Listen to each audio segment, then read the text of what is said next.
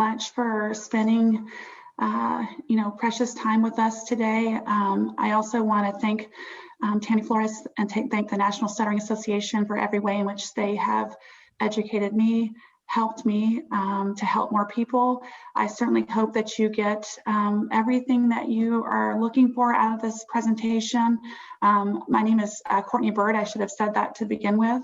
I am going to go ahead and share my screen because I don't want to waste a second of your time. So today I'm going to talk with you about how to help the people that you work with, parents, teachers, all stakeholders, even people who stutter themselves, in terms of talking about stuttering. Hold on, my screen is freezing a little bit here. Let me just, give me just a sec. I know it's going to start working for me. There we go. I briefly said this, I'm just getting a little bit warmed up. In disclosure, I get nervous before I talk, mainly because I don't want to waste your time. So now that I've said that, it's going to make me feel a little bit more comfortable. But we recently established the Blank Center for Stuttering Education and Research. It's comprised of 3 arms. The first being the Bodner Developmental Stuttering Lab, which the focus is generating new knowledge about stuttering. The second arm is the Dealey Family Foundation Stuttering Clinic, where we provide treatment for children, teens, and adults who stutter and their families at no cost. And then the Lang Stuttering Institute, where we are actively training students and professionals worldwide so that we can foster a global pipeline of clinical and research experts in stuttering. So I am going to focus my talk today on advocacy. And my first question to the group, and you can feel free to chat along with me. I do have several videos that I'll be sharing to demonstrate and provide emphasis to the points that I'll be making, but is just how can we advocate effectively? And when I say we, I'm applying that to everyone, but right now with a heavy emphasis on speech-language pathologists, if we are limited in our understanding of stuttering. And so I have the opportunity to often provide workshops to speech-language pathologists, and I also teach a large number of students. And the one thing that I find is that, if I were to ask, any clinicians across really even the world, raise your hand if you feel competent and confident in your ability to provide services to people who stutter. What we would find is relatively few would raise their hand. But pointedly, what we have to keep in mind is that if I then change the question to raise your hand if you're presently providing services to people who stutter, quite a few would raise their hand. And that, is pretty disturbing when we see that the percentage of competent SLPs is remarkably lower than those who are providing services. And the reason for that is something that as a field, we have to really continue to fight for, and that is improved education and improved clinical training for speech-language pathologists. I know that many of you already know this, but I want you to know it's still the case that the vast majority of undergraduates graduate in the area of speech-language pathology or communication sciences and disorders, and they have had no exposure whatsoever to stuttering. And we see that a significant percentage of students at the graduate level also experience substandard educational and clinical training in this area. So how does that substandard training translate to clinical practice? Well, what we know and what our recent research has shown is that even speech-language pathologists, we often talk about pediatricians and we talk about teachers, family members, but our research shows that even speech-language pathologists, and I attribute this to substandard training, they are uncomfortable saying the word stuttering. And so I'm just going to show you a little bit from this particular study. We essentially, the idea came to me after, again, providing workshops and saying, I just want to ask, how comfortable do you feel saying the word stuttering in front of children? I'd say, raise your hand. And most people would not raise their hand. But when I would say something like, well, what if the child presents with an articulation difference, would you feel comfortable saying that? And the vast majority of people would raise their hand and say, yes, I have no trouble with that. But with stuttering, pretty much no one would raise their hand because there's some sort of fear that saying the word in and of itself will somehow either make the child stuttering worse, make the child feel bad about their stuttering, and or make the child's stuttering persist. Now, this is not just anecdotal. Danielle, who is participating in this talk today, she and Ken St. Louis and I completed a study recently, and you can access it either actually through ResearchGate or through the American Journal of Speech Language Pathology, where we put speech language pathologists around the country in these clinical scenarios. And what we found is that, again, just what I just saw anecdotally through my workshops, and that is that if they were in a clinical situation and they knew, in fact, that the child presented with stuttering, we asked them to share how comfortable they would feel saying your child presents with stuttering in front of directly to the parent, and also when the child was able to hear them saying that word. And comparatively speaking, again, they felt significantly more uncomfortable saying the word stuttering than they did articulation difference or language impairment. Something about stuttering, they felt very hesitant to say the word. And so if you don't believe me, I'm going to show you this quick video from one of the many of parents that have shared with us their perspective on talking about stuttering. And what I want you to do is I want you to listen to who she says told her not to talk about stuttering with her child. I was going to ask, do you talk about stuttering at home, or do you use the word stuttering with him? Not really, no. Actually, we don't use the word stuttering at all. And when I talk about I say disfluencies, and I don't even think he knows what that is.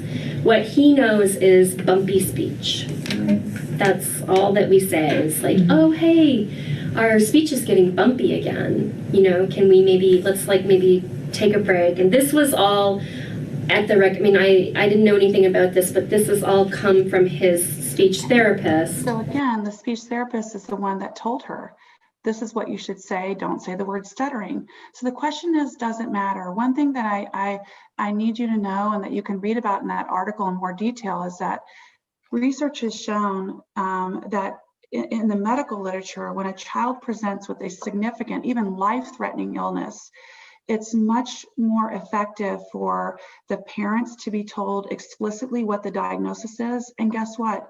The child too, even very young children, because saying the specific term, even if they don't understand it, even if they can barely pronounce it, it actually helps them to feel, guess what? Less anxious, to be more likely to ask questions about it, to be more likely to talk to their parents about it, to talk to their teachers, to talk to their friends, when they actually know exactly what it is that they're presenting with. So I feel that it's very important as speech language pathologists and also as parents and teachers that we understand that not talking about it, not saying the word, specifically stating stuttering even, can have significant impacts, have a significant negative impact on the child who stutters. Now, the next thing that we have to think about is so much of our therapy for young children who stutter, and that we hear more often than not in adults, has been spent focusing on not only not saying the word stuttering, but doing everything that you can do so that nobody sees the stuttering, and so that you can learn how to speak in what I describe as sort of an artificial, fluency-focused, controlled manner. And so what's the impact of that on adults and teens? Well, we know what the impact is. In fact, we've heard this for years, and that is that it contributes to feelings of frustration, feelings of despair, feelings of even depression and suicidal ideation. I mean, it can have significant negative consequences. And yet, we still see so much of our focus is on trying to get rid of the stuttering, while also paradoxically telling these young children that it's okay to stutter. So let's hear from Alex, because he gives a great, really outstanding message that I think encapsulates what I'm trying to share. When I was younger, speech language pathologists taught me to fix my stuttering by using strategies such as easy onset and sliding. not not not only did those strategies not make me sound normal, but they took away all of the communication competencies and that make me human. If someone tells me not to stutter, they're basically telling me not to talk. Because when I talk, I stutter. I need to tell you that I've been, working with people who stutter now for 25 years. I can tell you every time I watch this quote, this is just from this year, it makes me cry because it's so poignant and it's everything that I feel that we need to know. That is that when you're trying to get me to not stutter when I talk, then you're trying to get me to not talk, because when I talk, I stutter. So what is it that we should be focusing on? Well, I think sometimes people think that if I'm not focusing on the stuttering, then what? And that's a whole nother talk. We get into all the different things that we can focus on today. We're going to talk about advocacy, but what I hope that as a field we'll continue to move forward on is understanding just what Alex says. When you're trying to get me to speak in a controlled artificial manner, what you're doing is you're taking away my ability to communicate competently, because all I can focus on then is speaking in an artificial way. But when I can learn to speak freely and communicate effectively by improving things like my nonverbals, my gestures, my organization, all of those things that we see everyone engages in to improve their communication, rather than having me focus on my fluency, then you're going to be able to see me in a different light. And not only that, but I'll see myself in a different light too. And for today, the other thing that we have to focus on, obviously, is advocacy. And so why is, and forgive the typo there, but why is self-advocacy a critical component of therapy, even for children? Well, when we think about stuttering and the stereotype threat of stuttering, the only way that I can feel comfortable with thinking of stuttering in the framework of disability is simply because ignorance still exists. And so it's so hard to describe what it might be like to have a child who stutters and know that they are going to face that ignorance. They're going to face people treating them differently. And so it's all that we can do is tell ourselves the reason why we have that is because of the way in which other people might view you because they're lacking in their education. And when we talk to children, we say, what is it that people often say about the way that you talk that is not true? And just the same as with adults, they will say, well, they say that I'm stuttering because I'm nervous. And so the framework that helps is just what we know, and that's because people who don't stutter, they anchor to times when they themselves have been disfluent, and they think that must be, typically when I'm disfluent, it's because I'm nervous, it's because people are asking me questions for which I don't know the answer, it's when I don't feel as confident, and so that must be why people stutter. The other aspect of the stereotype of stuttering relates to how people who don't stutter feel when they're encountering somebody who stutters for the first time and they don't know what's happening. For many people, they may react and they might feel a little bit nervous because they don't know what it is that person is doing because they've never seen stuttering before. And they project those feelings back onto the person who stutters. This is an excellent way to sort of introduce to the child or the teen or the adult, this is kind of the why of why talking about it, at least from the perspective of the listener who might view you differently because you stutter. This is the reason why, because they're sort of stuck in this place of ignorance, even though you know that you stutter sometimes when you're at your most relaxed. And it helps them to kind of give an understanding as to why it's necessary to talk about it. The other thing that you want to share with them is why talking about stuttering and sharing that you're a person who stutters is of value in general. And I have several videos that I'm going to show you today to hit this message home.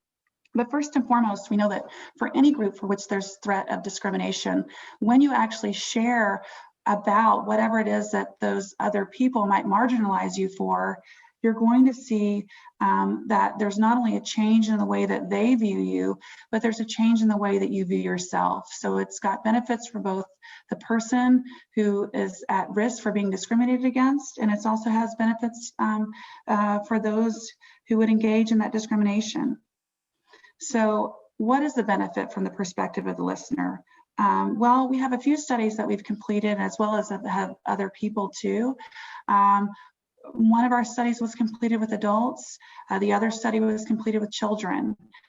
And they both found essentially the same thing, and that is that when speakers who stutter, whether they're adults or they're children, we do find that the listener views them much more positively in terms of, traits that would otherwise fall under the stereotype threat.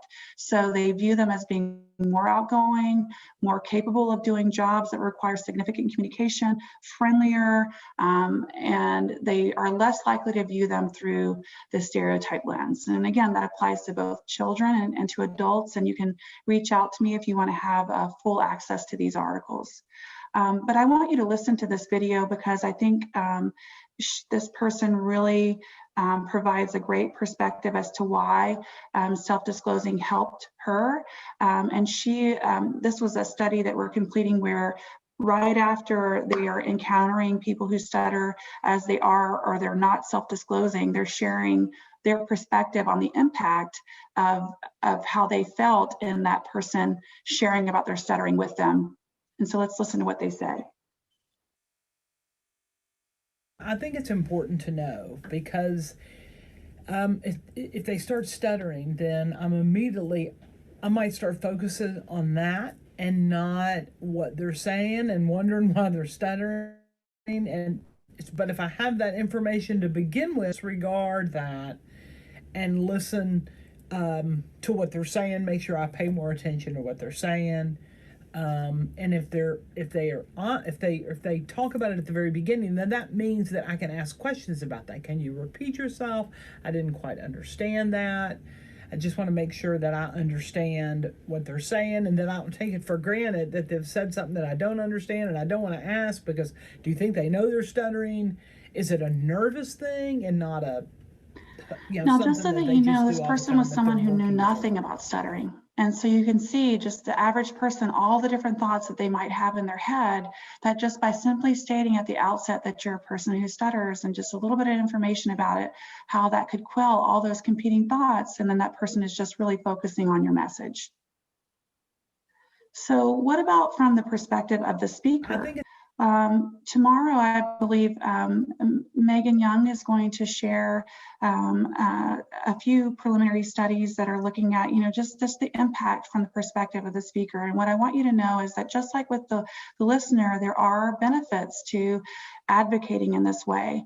And instead of you hearing it from me, I want you to listen to some of our children who share how the impact and how it helps them to feel. And I forgot I had this question here, but I do want you to know that initially, typically when we ask children and or adults to, engage in self-disclosure, to think through what they would say to share about their stuttering, typically what you hear is a message that implicit within it is an apology. So they may say something like, I'm a person who stutters. I'm so sorry if it's, if this takes me a little bit longer, please be with me. I've been stuttering for several years now. It's something I'm working on, or I'm in therapy, or this is something I've struggled with my whole life. All of those messages are indicating to the listener that they should be sorry for it. And guess what? When the speaker is saying those words, they're also telling themselves internally that this is something that's not okay and that they should be sorry for it. So one of the questions that we asked, and I still am going to show you videos, I just got ahead of myself, is it better to apologize to the listener for stuttering or to inform them? And so we had another study, and this particular study showed that if you're going to share about your stuttering, you're going to tell someone that you're a person who stutters, that definitively you want to do it in a way where you're not apologizing. And so you want to say, I'm a person who stutters. You may hear me repeat a few sounds or words. If there's anything I say you don't understand, I'm happy to repeat myself. So nice to meet you. Versus saying, I'm a person who stutters. It's something I've been struggling with my whole life. please bear with me. When you say it that way, actually our research shows that it's almost more it results in either as negative of a view as if you didn't self-disclose at all, or in certain circumstances, people view even more negatively when you self-disclose and you self-disclose in that manner. And so the next thing I want to show you is I want you to hear children who stutter sharing about self-disclosure and what it does for them. And the reason why I want you to hear these children, and you'll hear from a few adults later too, is because I think sometimes people get stuck and they think, well, surely we can't be talking about this with children. And what I want you to know is, yes, we should. And I don't want you to hear it from me, but I want you to hear it from them.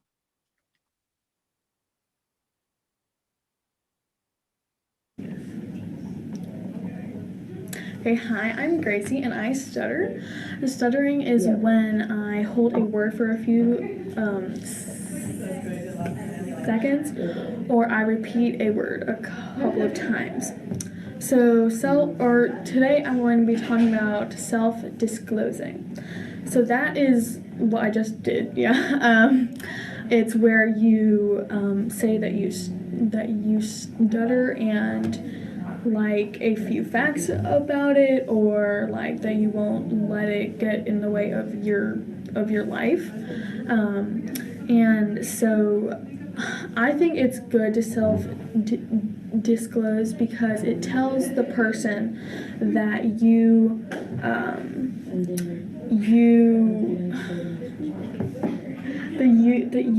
are confident in yourself. Okay, so there's no negative there. I think helps that you to feel more feels confident. good. Okay, and you can briefly watch her in action self-disclosing and see her confidence in her communication. Okay. Hi, I'm Gracie and I stutter. So stuttering is when I hold a word for a few seconds, or I repeat a word a couple of times. So today I will be talking about what I wish people knew about stuttering.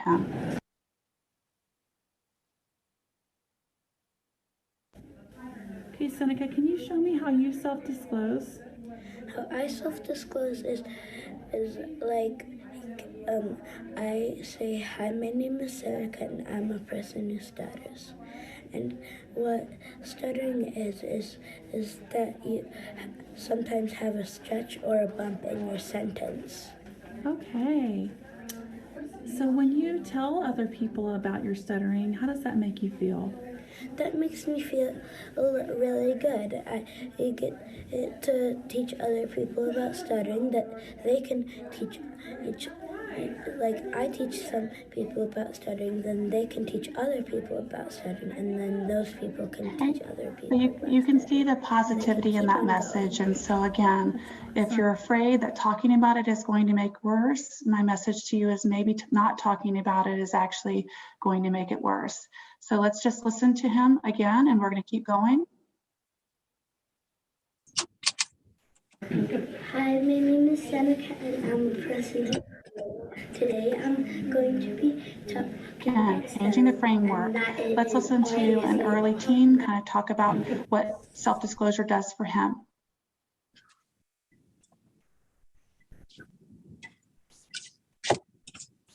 All right, yay, Kunal. Right? We did some things that we liked, right? Some things that he did really well. What are some of those things? He self-disclosed. Bingo, right? And why, remind me, why is self-disclosure important? So that you're telling people ahead of time, in case like that you are pursuing stutters and like what to expect. Yes, yeah. What does that do for you as the person disclosing? It can help you Okay, perfect. It helps you get off your chest. It feels good. It gives you confidence. And you can see him self-disclosing now in front of over 200 people.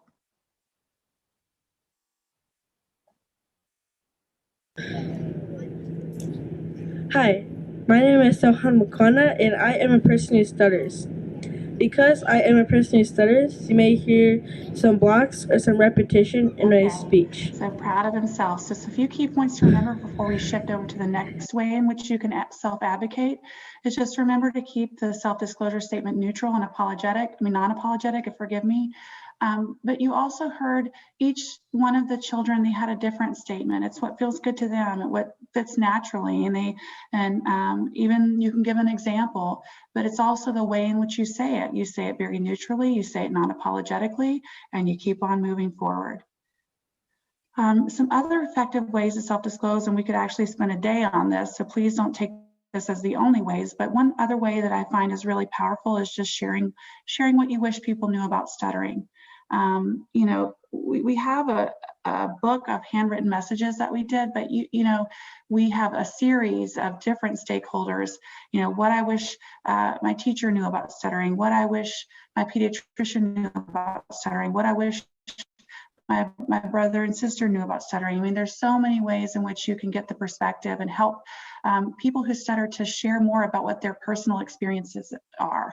And it's so important because by listening, we learn so much. And so I encourage you to engage in this. And what's really fascinating to me is that every time we do it, no one person who stutters has the exact same message, and there's no message that isn't any more powerful than the other one. And it's a way, again, to feel like what Seneca said is I'm teaching the world about stuttering and I'm sharing what I wish people knew. And in doing that, I'm not only helping myself, but I'm helping other people who stutter too. So here's one quick example of that. And then I want to show you a few other really powerful examples. What I want people to know about stutter is that people who stutter are usually kinder, smarter, and easier to get along with. And I know I might be biased, but I agree with that. Let's just be simple.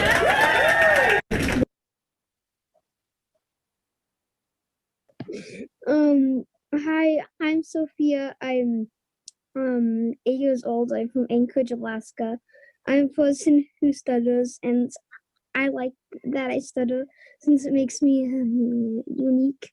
And you may hear me repeat a sound or stumble on a word. And what I wish people knew about stuttering was that that stuttering can't stop anybody from doing what they want to do. That's right. If you stutter or not, you can still do what you want to do. Hello, my name is Nadia Watson and I'm 8 years old, and what I wish the world knew about stuttering is it's actually a very unique thing that people do, and if someone thinks like there's something wrong with they're thinking wrong. Okay, and so now I want to kind of pull all of this together for you. Again, it's just going to give you 3 cases and examples of his self-disclosure and sharing what they wish people knew about stuttering, and just see the shift change, because it's kind of a thing that I like to talk to clinicians about, at least the students that I work with, is a hear me now, believe me later. Sometimes they have to do it, experience it before they're going to see the benefit. And it's usually with self-disclosing and sharing what you wish people knew about stuttering that can sometimes be the biggest first step that you take. And it's also important, and you're going to see this even with adults, that we spend some time obviously educating, because we can't advocate meaningfully if we don't have a strong foundation of knowledge as to what stuttering is to begin with. So let's look at a couple of these. First, I just want you to listen. This question is essentially, what advice would you give about talking to someone who stutters? And I want you to listen to Colin's message, because this was his initial perception about what should be done as it related to stuttering, and it was rooted in previous therapy that he had had. So let's listen to what he says.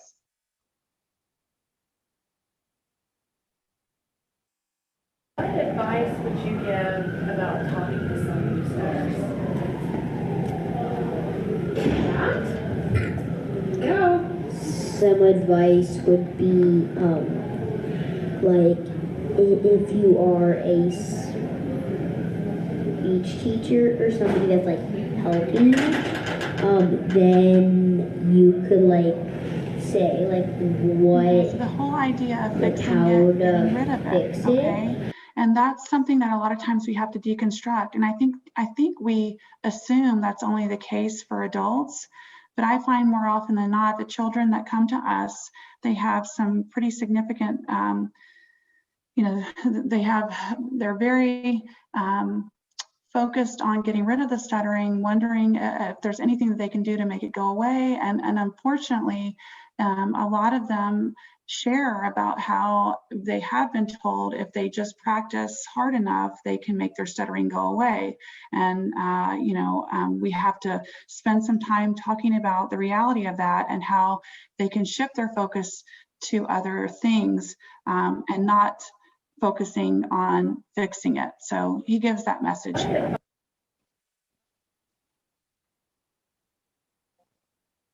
Okay. Something I like about the Blank Foundation is that I like really that they're teaching us that like they're not trying to help us stop our stuttering. They're trying like I feel much better about my stuttering now. Like then I feel like it's okay for me to go in front of an audience and speak now. But before I had gone to the foundation, I was just a complete wreck when I went up. Okay, so, and now let's listen to him share what he wishes people knew about stuttering.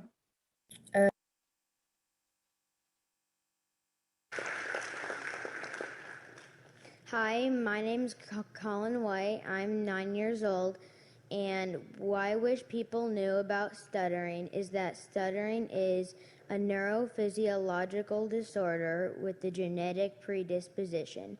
And what that basically means is if you break it up, it just means neuro is brain, physiological is a movement or an action, disorder is different from normal, genetic means family, and predisposition. And can we just drop the mic on that? I mean, these children, as you all know, I mean, being part of the National Stuttering Association, you live this every day. I mean, it's like, it's so important for every person who stutters, first of all, to know, obviously, as the NSA does, that they're not alone, but also to understand what stuttering is, and again, to not let it stop them. And I think we need to be talking to these children at a much younger age so that we can proactively build that foundation and build up their resiliency so that when they do encounter ignorance, which we know that they will, they'll be able to navigate it effectively. And so let's get another example here, and I think you'll really appreciate this one. Okay, this is again sort of an early teen, and now she's going to show you, I mean, where she is. I mean, I can just not even play it yet, and you can see in her gestures that she's not very comfortable up there speaking. And then I'm going to show you a couple more videos of her as well.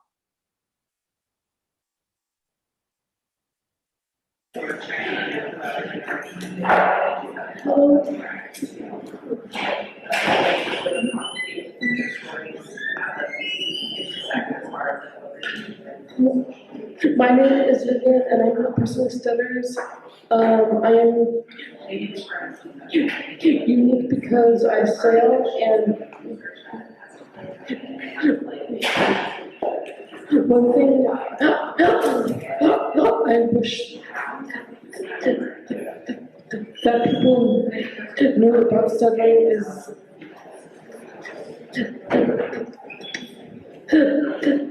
that not just because a person stutters doesn't mean okay, and so that's her personal message that she wanted to share. And what we have to do, and what we did do with Vivian, is to help her to see that non-verbally, she's communicating that she doesn't feel confident. And so we have to work on that. And that's separate from just self-advocacy, but they do go hand in hand. In fact, I know Danielle Rowling, who is on this call, she recently completed her doctorate last year, and her dissertation is focusing on basically the interaction between communication effectiveness and self-advocacy, meaning self-disclosing. And they both have a role here, and in practicing both, you get better at both, and you're going to see that. And so if listen to this next message and you'll hear her talking about what self-disclosing did for her. Then I'm going to show you another video where she's presenting, and you're going to see an improvement in her confidence non-verbally that I think will, okay.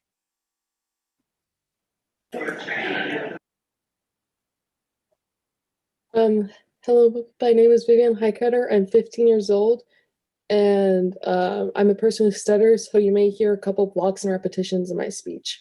Advice I would give to people who stutter is to self-disclose. Self-disclosing is basically where you tell the person or people who you're talking to that you are a person who stutters. The reason why I started self-disclosing more often is that I realized that people are going to figure out that I stutter anyway, and so why not just tell them and save some confusion. Self-disclosing has made me more confident, and I can now more comfortably talk to people, and because I'm more comfortable,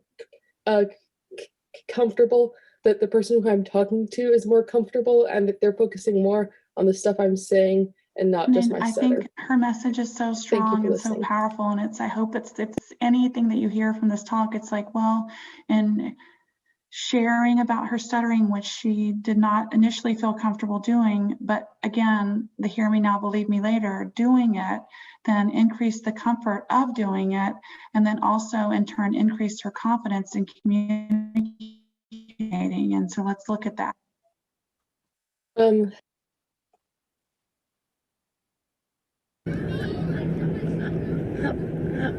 in 8th grade. I play the viola. I love to read, and I sail. And sailing, I'm a sailing partner, and I travel around Texas. And this summer, I'm going to be doing a road trip where we're first going to drive to San Francisco and then drive all the way across I mean, if you were to the East Coast and do some regattas there. Her initial one, you can see the total difference. She's not hugging herself, to comfort herself as she's up there. She's not looking down. She's, head on looking at everybody in the audience. She's gesturing in a really comfortable, meaningful way. And you can see that she's smiling as she's communicating too. And all of those things are indicating, hey, I feel good. I feel confident here. And the steps to getting there wasn't trying to get her to speak in an artificial way. The steps to get there wasn't trying to get her to not talk about her stuttering, but the steps to get there was to teach her how to talk about her stuttering in a neutral way, and also to gain some really core competencies in her overall communication. And together that has resulted in an increase in her confidence and also in her overall communication. Now let's listen to an adult. The reason why I wanted to share this one with you is because I see this because we work with students too. It's like with adults, we feel, well, of course we don't have to tell them this. They've been stuttering their whole life. But for many adults who stutter, they spend their life being told things about their stuttering that is not true, or maybe being told nothing about their stuttering. And so they're just left to their own devices to figure out why it is that they're stuttering. And that misunderstanding about the etiology of their stuttering can have a really significant impact on how they view themselves and what they're capable of doing. And so this was sort of an aha moment for this particular participant, and I'll show you the impact on her.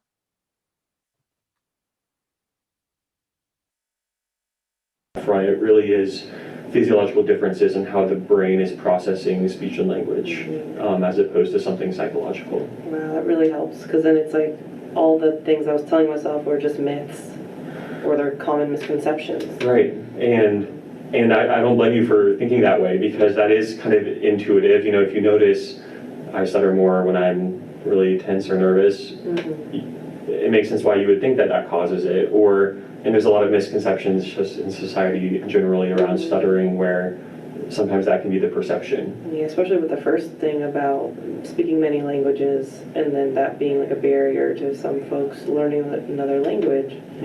And putting it in that neurophysiological basis is extremely helpful, I think, just because then I know that it's like how the wiring works rather than something else, you know, like that gives me like a whole different perspective.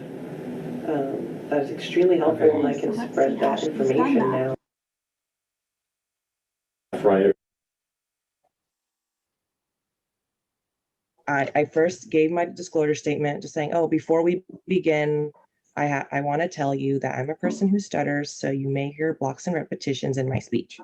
So with this person, Marilyn, I didn't voluntarily stutter, but I did disclose.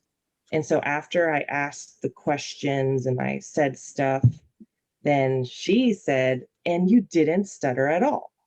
And that's when I said, oh, no worries. I love stuttering, and stuttering is totally cool. It's just a neurophysical genetic thing. So I want to say something here, just because this is something that comes up a lot in our discussions, again, with parents and students and teachers. It's like when you're providing feedback to the person who stutters, whether it's a child, a teen, or adult, what we find our natural instinctive default is to say, oh, that was great, you didn't stutter at all. Or that was really great, that was really fluent. And that should never be an indicator of, you know, positive or negative change in your feedback. What your feedback should be is, that was excellent. I saw that you were maintaining eye contact. That was outstanding. You were really using great intonation. I could hear your voice changing when you were trying to emphasize meaning. Or that was wonderful. I mean, I love the way you were moving your hands as you were talking to really emphasize your points. There shouldn't be any discussion as it relates to whether or not they're stuttering, because again, when you make those comments, essentially what you are in fact saying is that it's not okay to stutter, while at the same time trying to tell them that it is okay to stutter. And so let's hear her actually give her self-disclosure statement, and then she's also going to share what she wishes people knew about stuttering. Hi, my name is Tu-Yen Nguyen, and I'm a person who stutters. So that means you may hear blocks and repetitions in my speech. So if you have any questions, please let me know. And what I would like people to know about stuttering are 3 points. First, that stuttering is a neurophysiological difference with a genetic basis present in 1% of the world population. Secondly, I never, ever have to stop stuttering. That's because, third, I never want to stop stuttering, because I want to share what my real voice sounds like so that people can listen. Thank you for listening to me today, and I hope that you feel inspired to learn more about stuttering. I think it's such a powerful message, and I want to say before I shift here is to a couple of other summative statements, is that, you know, it's astounding to me how often I have people ask me why our participants still stutter. And, you know, I again, the only way that I can navigate that is to say, okay, just remember, they don't understand. And it's your job to explain to them that this is the way that they talk. So use Alex's word. You know, when I try to tell them to try not to stutter when they talk, I'm essentially trying to tell them to not talk. And I don't want to tell anyone I ever meet to not talk. And so I hope, again, that, you know, ultimately we can shift to a space where having goals for a reduction in stuttering or goals for an increase in fluency are the way of the past. Because quite frankly, those goals are completely arbitrary. Who comes up with the guidelines for what's okay for fluency, for how fluent you should be? If you transcribed me today, you would find disfluencies throughout my speech. And yet you still accept me for who I am, and you allow me to talk in the way that's natural for me. And that's just a basic human right. And I think that, you know, we're getting to a place where I see more and more people understanding and being supportive of this, but I also want to caution you that we need you know, organizations like the NSA to continue to push forward this thinking, because there are a lot of people out there that, you know, I even have people who I will present our participants, our pre and post data. Either I'll submit it for you know, publication, or I'll present it in a peer-reviewed format, and people will get upset and they'll say, but they're still stuttering. And it's something that is so frustrating. And I say, but yeah, but they're speaking freely. And sometimes we even have participants who start with us and they're stuttering significantly less, and they leave us stuttering significantly more. And so how do you feel about that? And I want them to understand that, to me, is a positive, because that means that they're talking more, and that means that they're hiding less. And that's, you know, what we're laser focused on doing. And the other thing is that people will say to me, well, I feel uncomfortable talking to children and telling them that they stutter. And I wonder, why is that? I mean, it's what is the fear that surrounds it? And so now I've had to sort of flip the perspective, and the way that I look at it, and this isn't just me, but I know that if you look in cognitive behavioral psychology, you'll find, and what's really critical is that even one noxious event, and I've said this before, and I'll just keep saying it until, you know, everyone fully embraces and understands it, but like even one noxious event can set your whole life on a different path. And so when I see these young children and they come to us, and you know, they are stuttering and they don't really understand what it is, and neither do their parents. And I look at the research that we've completed that shows, okay, parents are told not to talk about stuttering, not to say the word, and speech pathologists are uncomfortable saying the word. Then I think to myself, well, what are we doing then? What we're doing essentially is we're perpetuating, maybe even fostering, the stigma of stuttering by not talking about it. And part of that, really all of it, is because we don't want to do any harm. And so it's not like anyone is trying to hurt anyone on purpose, but the fear of talking about it actually can do more harm than not talking about it. And so then the next question is, well, then how do I talk about it? And so what I have said, and will always say, I credit this to my own 3 sons, who, my first son fell down all the time. And because I had no idea that that was part of what toddlers do. And I had to really learn to self-regulate my reaction to it. But it was such a timely thing, because it made me think about the same thing with stuttering. I mean, if he had a small fall, I didn't say anything about it because I didn't really feel like it was necessary.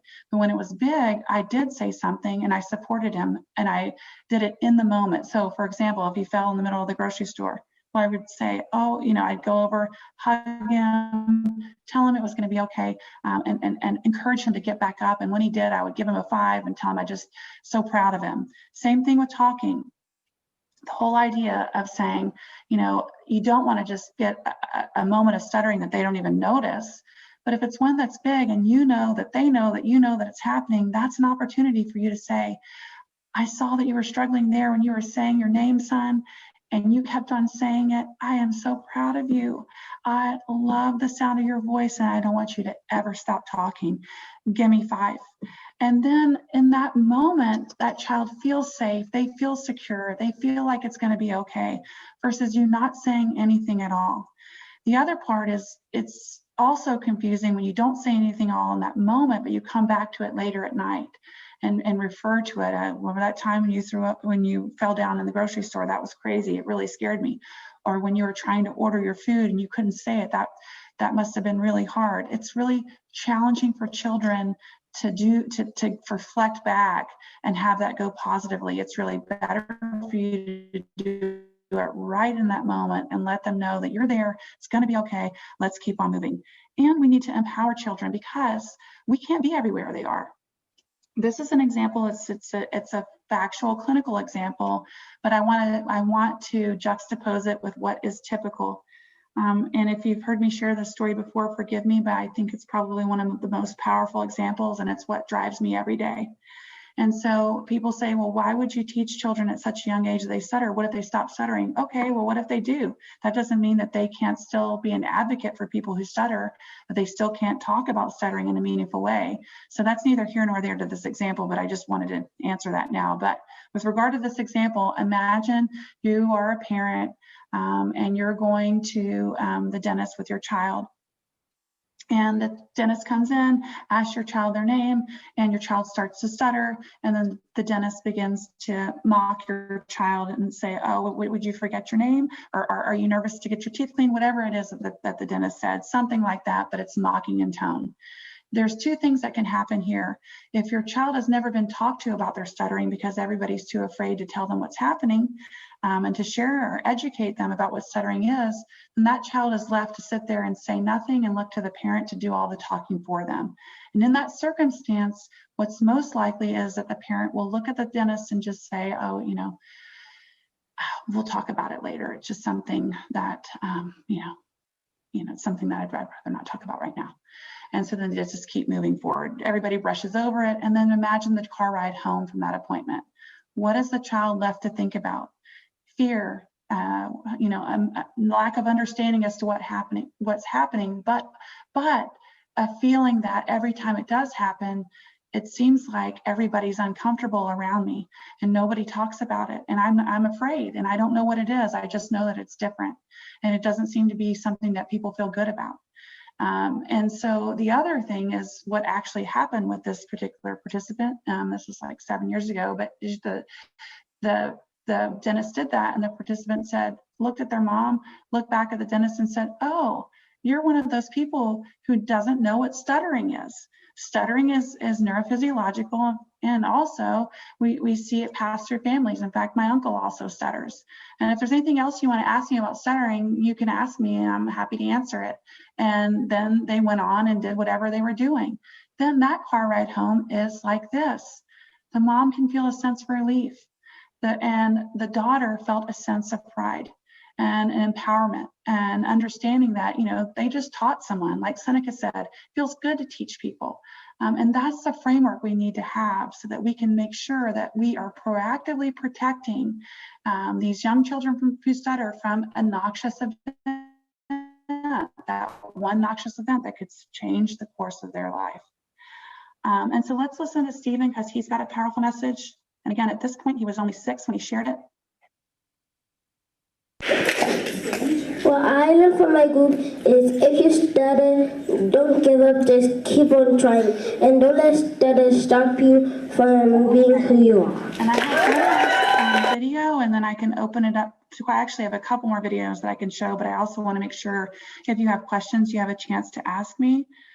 If you would like for me to go ahead and show this video, you want to let me know in the chat, or Danielle, do you see if they're letting? I can't see the chat, but should I just show this video? Just making sure I'm not missing a question. Please show the video. Okay, great. All right, I just make sure I'm making the most of your time. Okay, I'm going to go for it. I got to fast forward it a little bit so we don't waste time here. So it's about 18.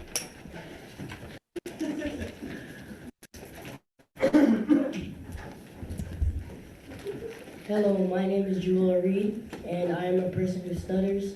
And today I'm going to be talking to you about my experiences at the Lang Stuttering Institute. First, a little about me. I'm 12 years old, and I'm in the 7th grade, and I go to Idea Runberg. Yay!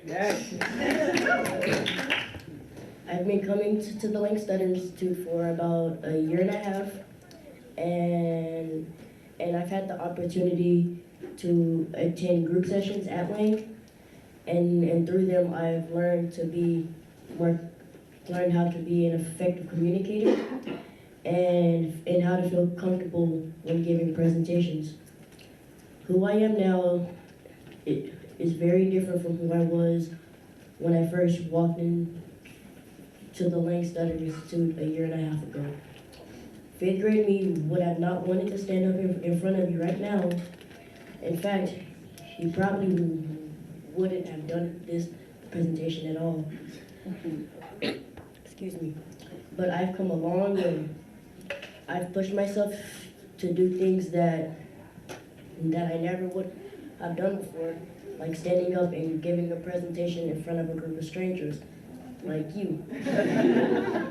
My advice to you, if you want to get to where I am, is this: stay positive and do the things that scare you, because they might benefit you in the future. And remember, your opinion of yourself holds more weight than someone else's opinion of you.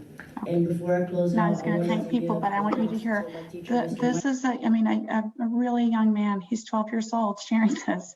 I mean, it's pretty amazing. And he says, don't let other people's opinion define you. And he also talks about 5th grade me, what he would have done. And I just, again, I want to take a moment. If you're a speech language pathologist, if you're working in a school setting, if you're targeting reduction in stuttering, or you're focusing on fluency, let's think outside of that framework and think about what we could be focusing on that can help these young children to improve their overall communication, that can help them to advocate meaningfully for themselves, and the role that education plays in that. And I think that, again, we can say that it's okay to stutter, but when we say that it's okay to stutter, and at the same time we're trying to teach people to practice to speak in a way that's not reflective of the natural way that they talk, it is either implicitly, or perhaps depending on how you communicate it, explicitly saying that actually it's not okay to stutter. And so you want to be very careful of the message that you're sending. I have one last video that I can share that's just kind of a conglomeration of what I wish messages. I think there's like 6 in this because this is a shortened version of it. I do have a 60+ version of this, and it's I'm happy to share. It doesn't cost anything. If you're interested in having it, you would just have to email me. Or I can answer questions in this remaining time. This is the last call for questions before I show one last video.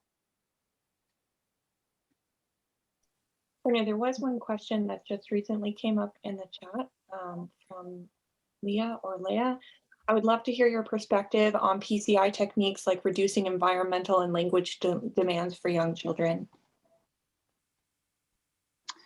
I think that there's value in providing a supportive environment. I mean, I think, it's whether it's,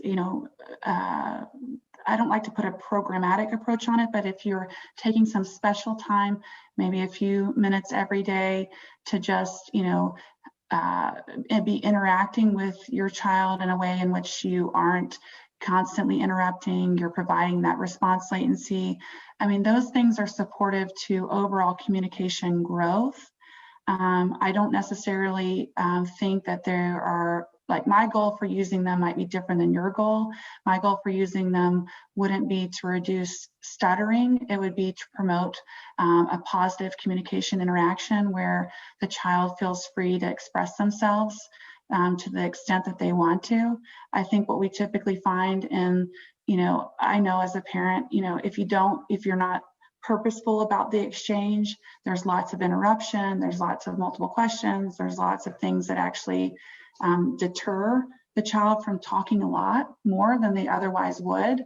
So, I mean, it's a long way to me saying that I do support them, but when I'm presenting them as something that parents can engage in, it's not because I'm presenting them because I think that it will help to make the stuttering go away. And I think, there are data to suggest that yes, some of those things could improve fluency, but there's a lot of contradictory data too, and there's a lot of questions as it relates to natural recovery, and there's a lot we don't know.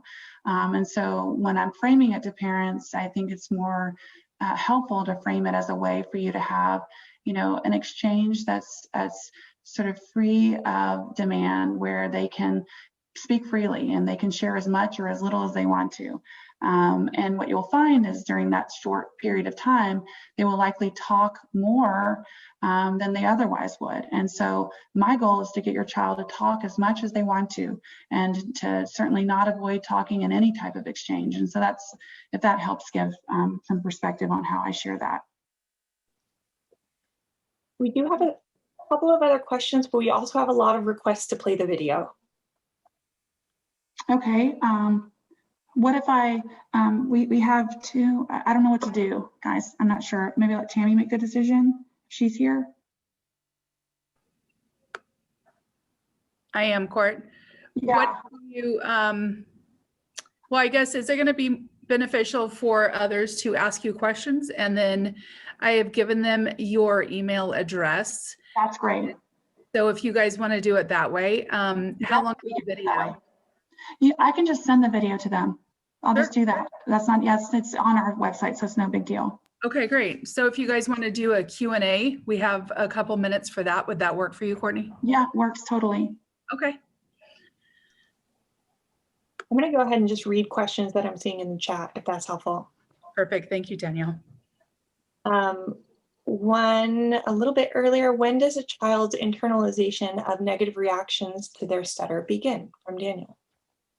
Well, we have research that shows it can begin as early as 2.5 years of age. And, you know, if you've been involved with the National Stuttering Association, you've been around other children who stutter. I mean, I have to tell you, you know, I truly believe they're among the most intelligent children that you'll meet. And so it's not surprising to me that at a very young age, they can actually pick up on what people are thinking, or perhaps even to develop their own expectations. And so I can only speak to, you know, what the research shows. And that's why it's important. I mean, talk to them about it. I mean, proactively educate them. There's not a negative to it unless you say it in a way that's negative.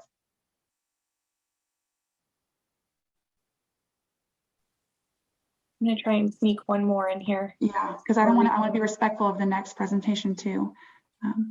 Dr. Byrd, have you found that as kids who stutter are encouraged to stutter openly, disclose, and advocate, and thereby become more comfortable, their fluency increases?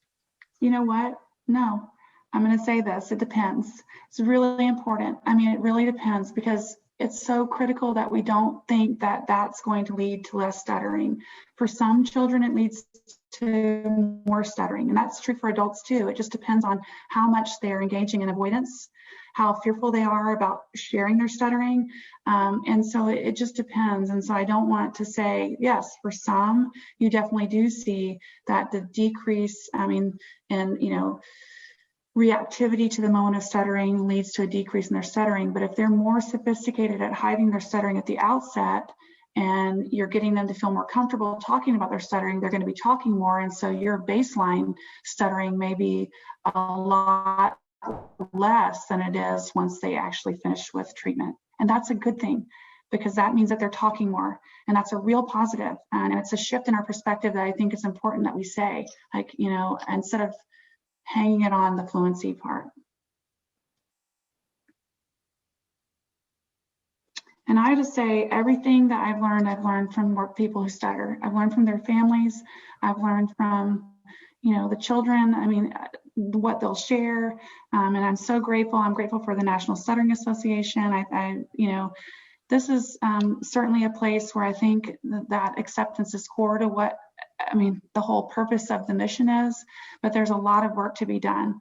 I mean, there's a lot of people that really don't align with this way of thinking. And so it's going to take all of us, everyone together, pushing this forward, because there really is such a need for people to speak and conform. And I don't know, we just have to work together on it. So I'm really honored to be able to share. And I thank you, Tammy, for the time and everything that you all do. Absolutely. We thank you so much for taking time out of your weekend to be part of this. And